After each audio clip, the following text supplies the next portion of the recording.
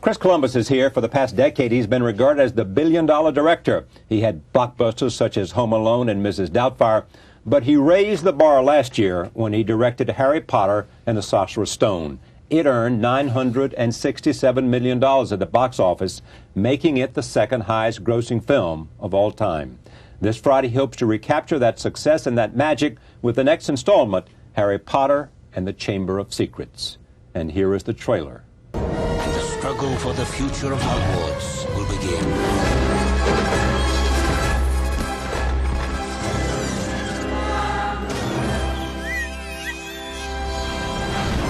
Harry Potter and the Chamber of Secrets. Let us hope Mr. Potter will always be around to save the day.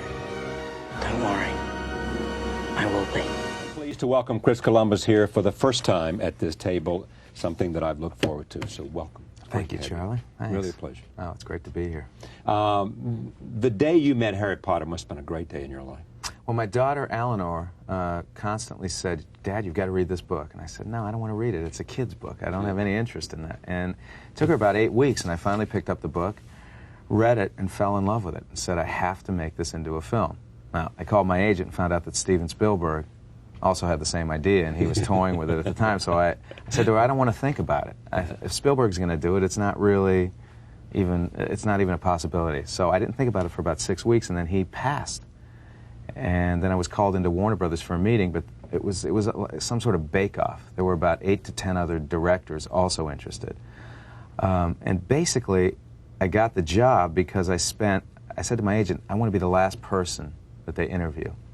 And I spent 8 days rewriting the script. Just not because Steve Kloves did a brilliant job, but I wanted them to see visually how I would do it. So I stayed up till 2 in the morning rewriting the script. I knew if they didn't hire me, I wouldn't get paid for this, but I wanted them to see what sort of passion I had. So I went in and I put the script on the table and I said, this is how I see Harry Potter. And it took them about 5 weeks, but I did get the job. Yeah. So. Was there any conversation in between then, or was it simply by that time they had read it, they said, I mean, did they come back to you and say, why did you do it this way? Why did you do it that way? What's the process that takes place between the time that you make your pitch and the time they say 5 weeks later, you got the job? Oh, I don't think they ever read it. They probably never, they never read it, and I think they... But it said something to them anyway. It said that I had an intense passion to do the material, and it probably said to them that my vision, whatever that is, gelled with Joe Rowling's vision. Yeah. And then I was sent to Scotland to meet with Joe. And why did you want to do it? What was it about Harry Potter that you said at first glance, wow? I was actually, as a filmmaker, I started to feel, I don't want to say bored with the job, but I was working with these brilliant actors, people like Susan Sarandon, Julia Roberts, Robin Williams. Stepmom, yeah. And I basically was sitting in a director's chair, watching these performances. You watch Susan Sarandon, you walk to her and you say, Susan, can you bring it down a little bit? And you go sit in your chair. And I felt I was getting stale, artistically stale. I read Harry Potter and I felt like I did as a writer back in the early 80s. I felt that intense hunger again. I thought, I can turn this into some sort of interactive form of filmmaking where I can be an active participant. By hiring these kids who aren't accomplished actors, I can get in there and act with them. And basically, it was almost like acting school. Turn these kids into actors. And that was the passion behind it. Aside from the material, which was, was one of the greatest books I'd ever read. What's she like? She's great. She's funny. She's into, rock and roll. I'm very much into rock and roll. She loves the Clash. She loves punk rock. She's got a wicked sense of humor, and she really functioned as a collaborator. She was immediately when we started to talk about the kind of film I wanted to make, she said, that's the exact same type of film I'd like to see. It was her call. It was, I didn't know it at the time, but as I was flying out to meet her, I thought, oh, wait a second, she probably has some say in She this. has a final vote here. Yeah. If she doesn't like you, they're not going to go forward. Probably not. I would have been back in a plane to San Francisco. Yeah, and the meeting went well. Meeting went incredibly well. It was one of the more difficult meetings before I met with her. And as soon as we started talking and laughing and actually talking about the kind of movie I wanted to make, we were completely in sync. And is the movie you made that made $97 million the movie that you wanted to make? Almost. Could have been better. Could have been better. How so? Visual effects were not, we didn't have enough time. We had a wonderful team, but we didn't. We had 3 months to do the visual effects. So on Chamber of Secrets, we shot all of those sequences early, giving us 9 months to do the visual effects, which meant sequences where the visual effects characters, the CGI characters, were better integrated into the actual, the sequences between the actors. The actors are better in the second film. I just felt that we had reached a point where Dan Radcliffe particularly was feeling a lot more confidence and self-assurance, and you see that in his performance in this film. Did you feel pressure? It's tough enough to make one. Some say it's twice as hard to repeat success. Well, I certainly wouldn't admit that I felt pressure. Like, you think of yourself as an athlete or something, that you're not going to feel pressure in these moments. Give me the ball. Because if you're going to feel pressure, if you start thinking about it, I think it'll suffocate you and basically stifle you artistically. When we got into the second film, we started shooting 3 days after Sorcerer's Stone opened, I realized at the time that there was a certain sense of relief. We had opened the film had done well at the box office. We all, the kids and myself, started to feel a sense of relief. The author trusted us, the studio trusted us. Then we started to make the film we really wanted to make. We started to improvise a little more. We started to have more fun with the material. Yeah. Tell me what the appeal is. I mean, for those who have neither read a book by Rowling or did not see the movie and maybe didn't read the Time magazine cover stories and all the reams of publicity. Tell me who Harry Potter is and why it is so phenomenally successful. I think it taps into the basic idea. Look, I look at myself as a kid when I was growing up in Ohio, when I was 11 years old. I would have given anything to get a letter from Hogwarts School of Witchcraft and Wizardry saying, I'm going to take you out of this dreary existence. Exactly. I'm going to let you escape from this life. Basically, at its heart, these books give people a sense of hope, and you can be 8 years old and feel that. You can be 10 or 11. Particularly for kids, it gives them a sense of empowerment, of hope, saying, you can do something different with your life. Combine that with a great sense of imagination and adventure. That is such a strain in the American experience, and this is written by a British author, but the American experience, I mean, that explains to me the success of religion. It explains to me the success of self-help. It explains to me the success of people who somehow resonate with the public is through whatever it is, they speak to hope. Exactly. And at this point, particularly in this point in our lives, we need a sense of hope. And these books and these films strive to give the audience that sort of sense of hope. And did it do what you wanted it to do, challenge all of your creative juices, all the reasons that you were getting a little bit bored watching very talented people make your job easy? It did. It was an exhausting experience in one sense because you were in there physically. When they send, if Rupert and Dan, Ron and Harry are doing a scene together, they'll send Ron to school for an hour, which means Harry needs a Ron while I would step in and become Ron for Dan. When he's fighting the basilisk at the end of the movie, I'm in there, every move, swinging with him. And I felt that was an important thing to do because it was, as I said, it was an interactive form of filmmaking. I was actually out there with these kids, teaching them the nuances of acting, from what I knew. Not that I'm not saying I'm Lee Strasberg. I'm just saying that I was able to help them and make them better actors. And I felt if I could give them that experience, it would be a great experience for them. You once said some time ago that you make films for an audience. Yeah, you can take that at first glance and say, of course you do, but you mean something deeper than that when you say, in the end, I make movies for an audience. Meaning what? Meaning that I have to trust my own instincts as an audience member. I made a couple of films which were based on my own personal experiences that really didn't reach out to the audience as much. When I go see a film that I've finished, the ultimate test is that Friday when it opens, and you're sitting there with all of these people who've paid their money to see the film. You're sitting in the middle of the audience, and they don't know that I've had anything to do with it. And I watch them, I listen to them, and I realize that I'm still in sync with what they like. And that's the key. I have to entertain myself as well as the other people in the audience. And you know what? Movies are very expensive. It's, aside from the cost of making films, to take your family out to the theater to see a film is a very expensive proposition. And if there's not a sense of satisfaction afterwards, if there's not a sense that you've seen something special, That has feel like taken you somewhere. It's taken you somewhere, that has made you forget Yeah. your life Right. for 2.5 hours, then I feel like I haven't done my job. And I felt that way on occasion, but not in In this terms of case. movies you made. Oh, yeah, definitely. I'll sit in the audience and I'll say to myself, this isn't working for the audience the way I want it to work. Yeah. I mean, it's one thing, it can be okay, but it's not where you wanted it to be. Exactly. Okay is never good enough. It's got to be, you know, you ultimately want people to say, that was one of the greatest experiences of my life. Now, obviously, not everyone's going to say that, but if you can unite people every now and then, it's nice. It's All right, let me take a look at some of these scenes. This is Harry Potter being attacked by a rogue during a Quidditch match. Here it is.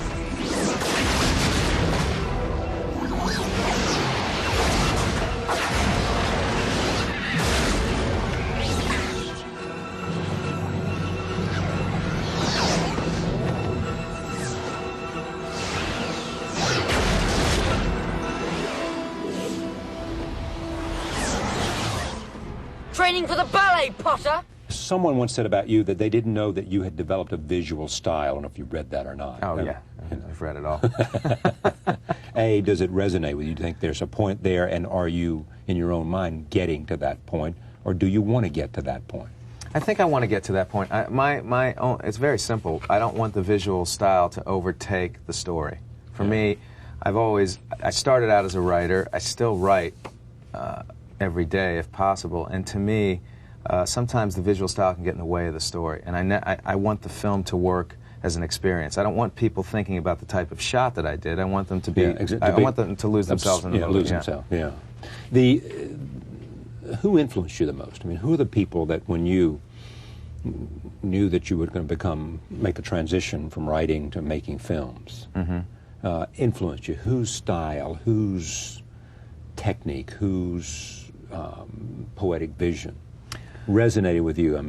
I mean, it was a combination of it was an odd summer when I saw a re-release of The Godfather. So it was Francis Coppola, and the release of Blazing Saddles by Mel Brooks. Yeah. Two completely different films, but both films took me to a place that I had never been to in all the years of watching other films. So then I just got hungry for it. I originally was going to be I wanted to be a comic book artist. I wanted to move to New York City and draw Spider-Man comics. Yeah. And I realized I'd be sitting alone in a room for 16 hours a day. I wanted to work with people. Of course, you'd be very rich by now. I guess so, yeah. I guess You know, so. if you own the movie rights. Yeah. But I did, and seeing those early comics that I was drawing alone in my room, I realized, well, this is basically a blueprint for a film. Right. Basically storyboards for films. So I just became hungry. I wanted to learn about film. And someone said to me, well, the best place to become a director, actually, it was a priest at my high school, said, there's a film school, a place called a film school where you can actually go and learn how to become a director. And I found the film school that was closest to Ohio, which was New York University. Yeah. And I One of the accepted. best. Yeah, it was terrific. Casting, first Kenneth Branagh. He was a guy who had an interesting career, first made him a reputation because of Shakespeare and what he did there. Then he had some other kinds of roles, of which there were some failures in the last few years. Right. Your instinct to go with him because? We had sort of set the bar fairly high in terms of actors in the first Harry Potter film. We had Maggie Smith and Richard Harris, Yes. Alan Rickman, and you have that sort of Yes, cast. You have people who lose themselves in these roles, and they actually become the characters for anyone who's watching the films. There was some talk originally, the studio was pushing for Hugh Grant. They wanted Hugh to be Gilderoy Lockhart. Now, Hugh's a wonderful actor, but I felt that it would feel as if a celebrity, a superstar, was suddenly walking into the world of Harry Potter. I needed an actor who I felt could lose himself in the role.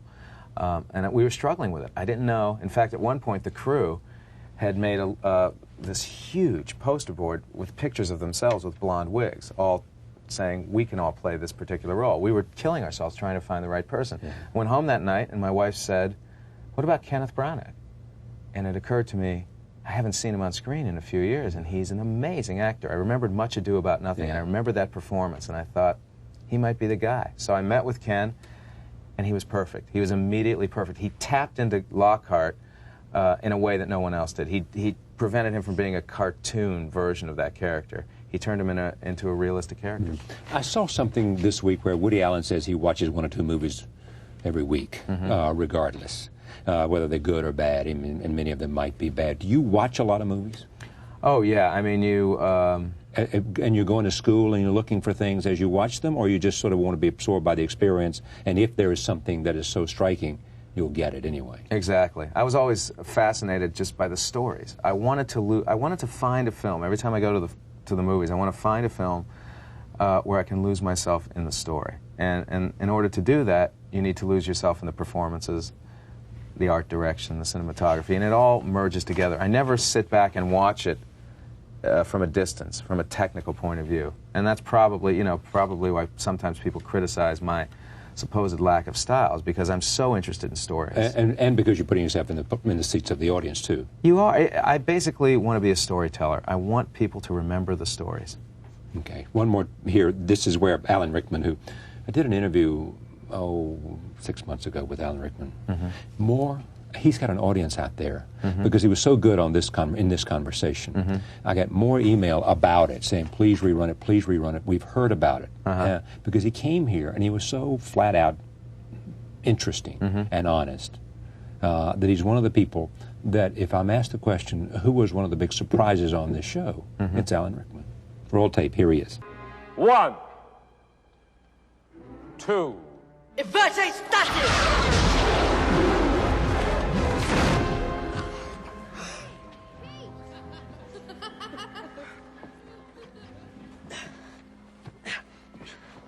Richter Sempra!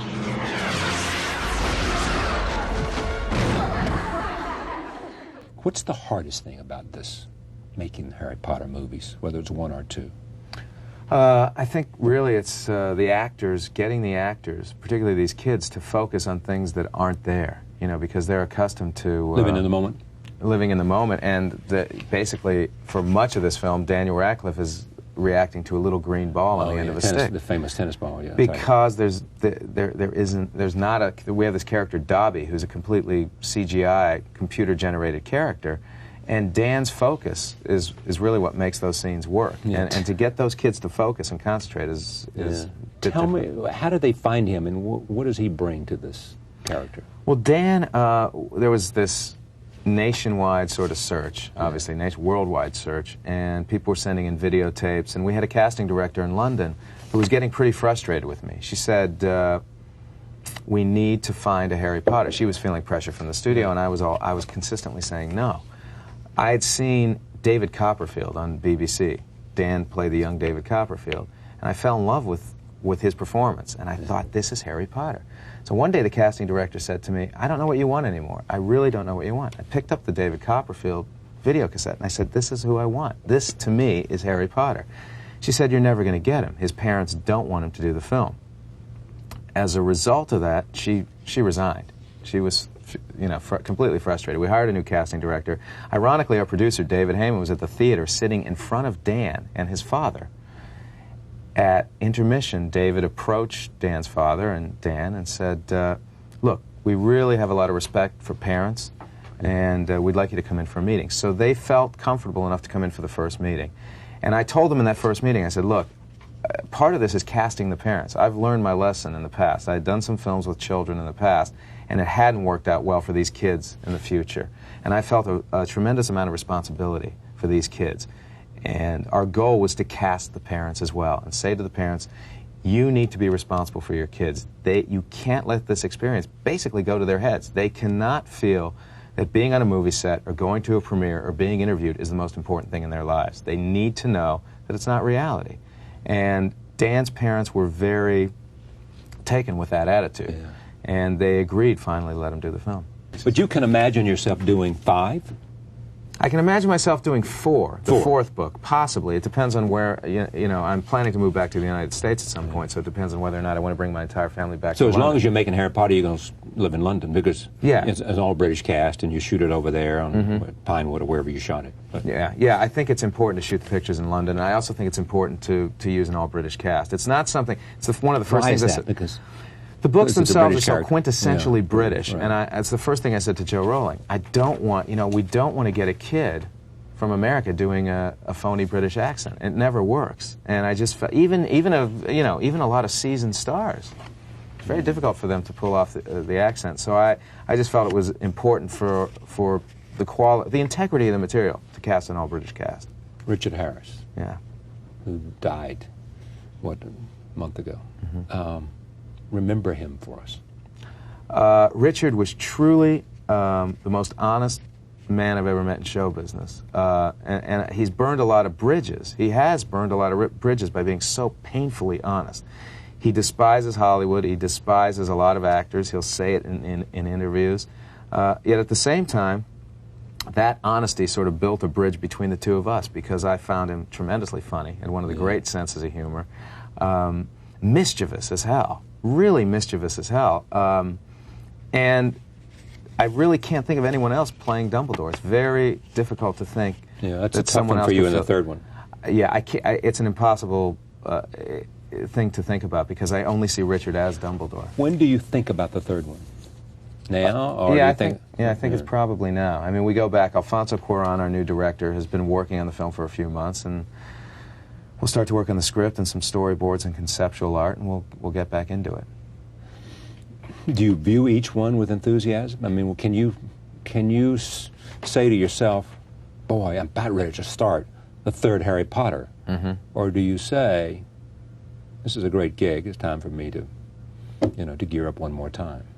There's a difference there, as you know. There is a difference, and that's why I'm not directing. That is why I'm not directing the third, because my sense of energy and enthusiasm and what I can bring to these kids on the set wouldn't be the same in the third film. I just couldn't physically and emotionally give as much as I've given. What's it going to be like for them? I mean, they're attached to you. I'll be there. I told them I would be there as a sort of a godfather overlooking this transition. But does that make it difficult for the other director?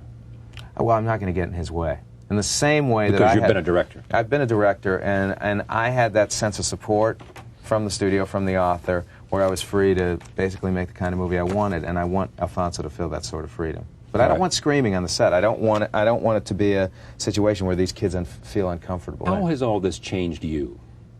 This involvement with a hugely successful film, which I assume made a lot of money for you, and at the same time, it gives you options. It gives you learning experience. I mean, where does it send you? How are you different now that you've done two of these and you're about ready to produce a third? I think you probably you feel good about the fact that you've reached a big audience. You feel confident, which can be a good and a bad thing. The thing you have to remember about a certain amount of success is I've seen it happen with directors. It's like rock and roll stars. They've learned from Elvis Presley. So you see what Elvis did wrong and you don't do it. I've learned from a lot of other directors what not to do. Don't freeze. Tell me what you learned. I mean, like other directors, without mentioning specifically, you learned don't freeze. Freezing don't stop where you are in your career. Well, yeah, I mean, don't do the same. And Jim Cameron, who I love as a director, has not made a film since Titanic. Now, I wouldn't be the person to say maybe Jim feels he needs to do something as big, but I don't want to get into that situation because I feel that making film after film after film, like Steven Spielberg, whether they always work or they don't work, is an important thing because you get better with each film. You learn your craft. If you look at some of the great directors, John Ford, Howard Hawks, the films that you really remember, films like The Searchers from John Ford, or The Quiet Man, you look at those films, but if you look at the body of work, there were 30 films before it that you've never heard of.